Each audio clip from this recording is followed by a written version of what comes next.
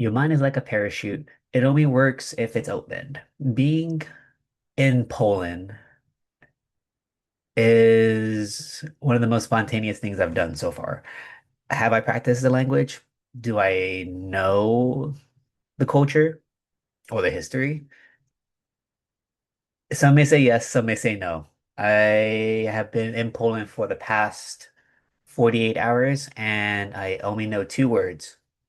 Thank you and hello. That's all I got. And if I think hard enough, I can probably order some pizza. With that being said, one of the greatest things about being in Europe is the history. Of course, every country has been around for a number of years, centuries, you can say. That's the more precise timeline. In America, unfortunately, there is a lot of history that was lost, a lot of history that was burnt and changed.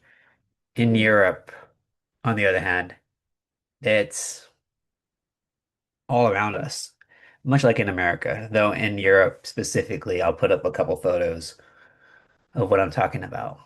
There's memorials, there's statues of where they were and where they are now.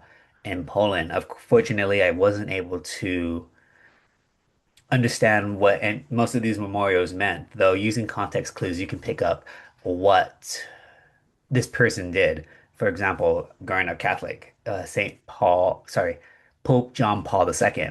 Man was a phenomenal pope. Whether you are familiar with Catholicism or not, you probably heard of Pope John Paul II. And there is a memorial of him. Probably don't have the best photo because I just felt very uncomfortable taking a photo of that um, monument. I believe there's another word for it though. My brain is coming to monument. And just seeing the things that he did, as well as a few other statues that were there to remind us or the Polish community where they were and what it took to get to where they're at now. It's a lot of fun, and it made me think, what if I wasn't curious about this history? What if I just was in my room, just doom scrolling or doing things I would usually do back in California or any place back home? The hardest part is going out there and learning something new, being okay with not knowing. It's not a common thing we're taught nowadays.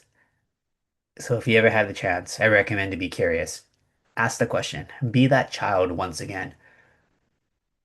What is the reason? What is this representing? And even put your own input.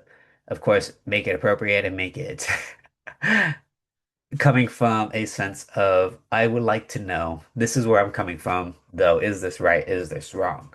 With that being said, check out a couple of these people's Instagrams, their YouTube channels, if you want to learn some languages, learn about the adventure that I've been going on so far. A lot of fun. With that being said, this is a 5 for 5. Listen for 5 minutes, share it with 5 people, pass a smile, stay safe, always be awesome. See you guys next time.